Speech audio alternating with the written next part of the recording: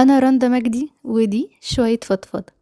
اختلفنا أو اتفقنا على الناس اللي اتاخدت في الرجلين في موضوع التيك توك، والناس اللي بتقول ان بيوتها اتخربت، والناس اللي مكانش عندها الوعي الكفاية اللي تفهم ان دي حاجة غلط، وان دي ألفاظ مكانش ينفع تتقال، وان دي تصرفات أكبر بكتير من اللي كانوا في خيالهم، وان هما دخلوا في حوار أكبر من اللي كانوا راسمينه لنفسهم. دي كانت ناس بتفتح بس علشان تلم فلوس عشان ده أكل عيشها. اتفقنا أو اختلفنا، هو احنا في حالة كانت موجودة وكبرت قوي بزيادة. الموضوع كان لازم يتعمل له وقفة، كان لازم يتعمل له وقفة، مش عشان الفكرة نفسها بس عشان الفكرة كبرت قوي بزيادة. احنا كبار، نقدر بمزاجنا نختار نتفرج على ايه وما نختارش نتفرج على ايه، مع ان غصب عننا بنبقى في حالنا جدا في منتهى السلام وبعيد كل البعد عن حوار التيك توك، وناس اصلا مش منزلة الاب بتاع التيك توك متعرفش اي حاجة عنه، بس غصب عنها بيطلع لها الفيديو اللي فيه الفاظ مش كويسة وفيه تصرفات مش كويسة وفيه رقص مش كويس، وبيطلع لهم غصب عنهم على الفيسبوك حاجة بعيدة تماما عن التيك توك، او بيطلع لهم على الانستجرام حاجة بعيدة خالص خالص عن موضوع التيك توك. غصب عننا بيطلع لنا الفيديوز دي، غصب عننا بنلاقي ممثلين احنا متابعينهم حاجة ملهاش علاقة خالص بالتيك توكرز اللي احنا بنسمع عنهم، ممكن ما نكونش سمعنا عنهم اصلا، بس بنلاقي غصب عننا ممثل مشهور احنا عارفينه ومتابعينه بيعمل فيديو على الفيديو اللي معمول، فبنبقى عايزين نفهم، او بتلاقي الفيديو نفسه طلع لنا. دي حاجة مش بمزاجنا، دي حاجة احنا مختارناش ان احنا نتفرج عليها، بس برضو احنا ككبار عارفين وفاهمين كويس قوي ايه اللي ينفع يتقال وايه اللي ما ينفعش يتقال، حتى لو اتفرجنا، حتى لو سمعنا، حتى لو ضحكنا على اللي بيتقال ده، بس احنا عارفين ان احنا بنسمع بس احنا مش هنقرر، احنا يعني مش هنتأثر باللي بنتفرج عليه. بس للأسف ان في حتة كده في اجيال طالعة بتتفرج وبتتعلم وبتاخد الكلام ده بتطبقه على اساس ان هو حاجة فني. اصل فلان قال الافيه ده بهزار، اصل فلان بيكسب ملايين ومشهور وراكب عربيات جامدة وبياخد فلوس كتيرة جدا والناس بتعمله الف حساب، فهو بالنسبة له غصب عنه ده قدوة، شايفه حاجة كبيرة جدا، بتعلم بقى منه كل الحاجات، بتعلم منه طريقة تفكيره وأفكاره ومعتقداته اللي بينشرها، غصب عنه بيتعلم منه الألفاظ اللي بيقولها دي، لأنه هو شايف ان الناس بتضحك والناس بتعمل لها شير وبتقعد تهزر وبتضحك عليها، فلما أقول الألفاظ بالطريقة دي ولما أكون جريء قوي في أفكاري وفي ألفاظي وفي هزاري حتى كمان مع الناس، لما أكون واصل للمرحلة دي فأنا كده لذيذ ودمي خفيف. احنا فاهمين ان الناس دي بتحاول توصل لمرحلة انها تكسب فلوس بأقل مجهود ممكن يتعمل. الناس دي بتبقى قاعدة في البيت، بتبقى فاتحة فيديو، بتعمل لايف، بتخش مسابقات او بتخش اي حاجة بتعملها، فالمهم ان هي بتاخد فلوس في الاخر وهي قاعدة في بيتها.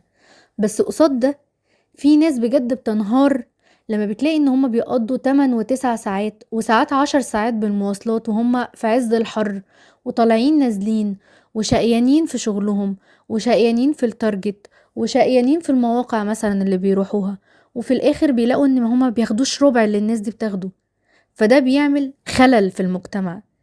مش مطلوب خالص ان الموضوع يبقى منتشر بالشكل ده، وان احنا نمجد الناس دي، انك تبقى بتعمل ده از ان هو فني، انت بتهزر وبتضحك دي حاجة جنب مثلا اكل عيشك الاساسي. الناس دي بتشتغل شغلانات عادية او بتشتغل شغلانات طبيعية، وفي اخر اليوم مثلا او في الويك اند او وات ايفر لما بيبقى عندهم وقت جنب الشغل الطبيعي بيعملوا ده، بس ما يبقاش هو ده الطبيعي، ما يبقاش ان المجتمع كله شايف ان هي دي الناس اللي معاها فلوس وهي دي الناس اللي بتعرف تصرف وهي دي الناس اللي الناس بتحترمها وتعمل لها ألف حساب ومشهورين جدا، والناس اللي بتشتغل بجد وطفحانة الدم هما اللي ما معهمش فلوس، هما اللي شقيانين ومش متشافين. حلو انك تبقى بتقدم محتوى لذيذ الناس تقعد تتفرج عليه وتضحك وتهزر، مش لازم عشان نهزر ونضحك ونخلي الناس تهزر وتضحك ونخلي الناس ميتة على نفسها من الضحك نقول ألفاظ جامدة جدا مش بتأثر علينا احنا الكبار. احنا من وجهة نظرنا ككبار احنا بنضحك لان احنا خلاص وصلنا لمرحلة في عمرنا بقينا بنضحك على حاجات معينة، بس الأجيال اللي طالعة الجديدة مش معقول أبدا نبقى قاعدين في وسط عيال أو معديين من جنب شلة شباب نلاقيهم بيقولوا الألفاظ والإفيهات اللي طالعة في الفيديوز بتاعت التيك توك ونقول إن ده شيء طبيعي وإن دي حرية. ده مش حرية، ده حرية على نطاق معين. هزر واضحك واعمل اللي انت عايزه وخلي الناس تتبسط. احنا محتاجين النوع ده من الهزار ومن الضحك وبنقعد نتفرج عليها بجد عشان نتبسط، بس مش لازم نوصل لمرحلة ان احنا طول الوقت يبقى الاساسي بتاعنا ان احنا نقول الفاظ مش كويسة، ان احنا بنبقى بننقل للناس وللشباب الصغير وللعيال الصغيرة ان هو ده الطبيعي. ومحدش يقول ما تخلوش عيالكم تتفرج. مين دلوقتي عارف يسيطر على عيال ماسكه الموبايلات وبتفتح التيك توك؟ حتى لو احنا بقينا بنزعق على كل فيديو، حتى لو احنا بقينا بنعلق على كل فيديو، ما هو غصب عنهم الحاجات دي بتطلع قدامهم. غصب عنهم لو هم ما اتفرجوش ففي عيال تانية بتتفرج، في عيال شافت وبتقلد، في عيال شافت وبتقول اللي هم شافوه وبيكرروا الألفاظ اللي هم سمعوها وبيهزروا بنفس الطريقة.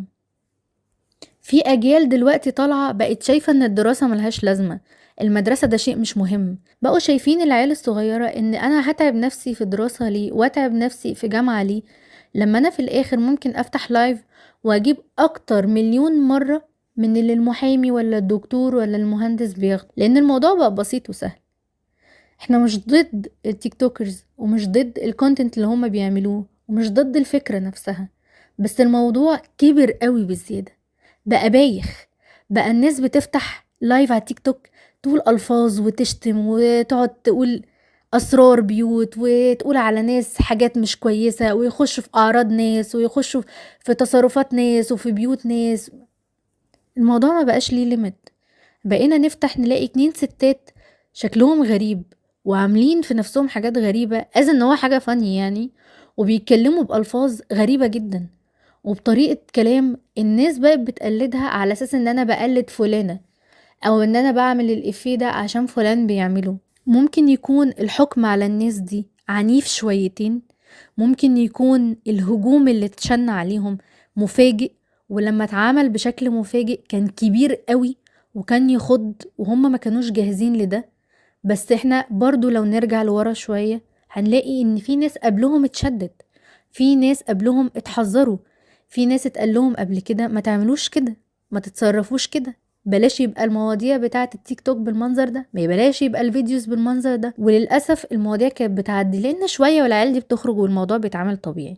ممكن يكون في ناس في النص تاخدت في الرجلين، ممكن يكون في ناس بجد في النص ما كانش قصدها تعمل حاجة غلط، ما كانش قصدهم ان هم يخدشوا الحياء العام، ما كانش قصدهم ان هم يأذوا اجيال تانية او يأذوا سمع ناس او بصر ناس او يوصلوا للناس افكار مش كويسة او تهدم قيم مجتمعية زي ما بيتقال.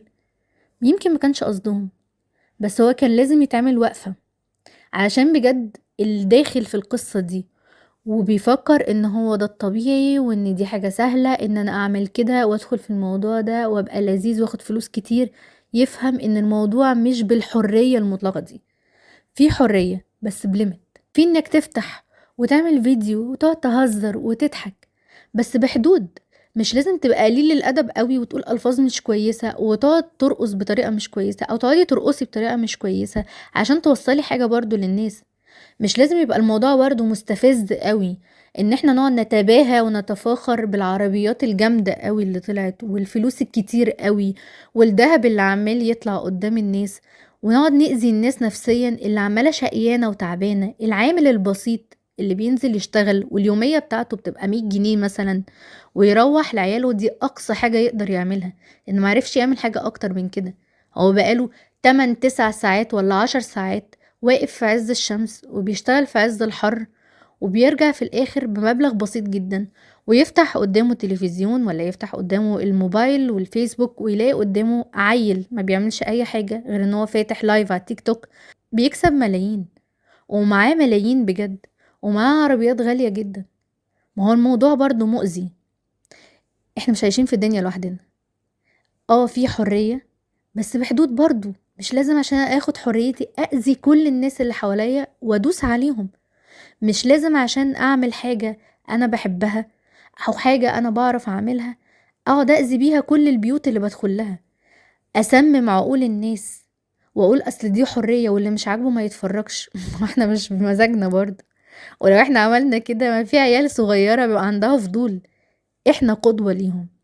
الناس اللي بتطلع على التلفزيون ويبقى عندها القدرة انها تظهر قدام الناس كلها، وتبقى منتشرة وتدخل بيوت ناس كتير، وتبقى على موبايلات ناس كتير. خليكوا قدوة. القدوة دي مسؤولية، والمسؤولية دي ما ينفعش نبقى فيها أنانيين. محدش مسؤول بيبقى أناني ويقول أنا ماليش دعوة. محدش مسؤول وبيبقى قدوة ويقول أصل أنا همي نفسي، أصل أنا حر أعمل اللي أنا عايزه. كل حد مسؤول وكل حد قدوة، فهو عليه مسؤولية كبيرة جدا تخليه عنده ليميت. مش كل الحاجات ينفع تتقال، ومش كل الحاجات ينفع تتعمل. الدنيا كده كده صعبة على الناس كلها، فبلاش تبقى انت قدوة ومسؤول وتصعبها على كل الناس اللي حواليك، تصعبها على الناس اللي شقيانة وتعبانة، تصعبها على الأب والأم اللي بيربوا عيالهم إن مش ده الصح، وبيربوا عيالهم إن في حاجة اسمها مدرسة وفي حاجة اسمها تعليم. وبرضه بتصعبوها على العيال الصغيرة اللي بتحارب أهاليها دلوقتي علشان شايفين إن هم دول اللي معاهم فلوس، وانتوا بتقولولنا إن احنا نقعد نذاكر ونروح المدرسة ونتعب ويمقع عينينا في المذاكرة. انتوا بتصعبوها على الناس كلها. اعملوا ده في حدود المعقول. التيك توك مش حاجة وحشة، بس نستخدمها صح.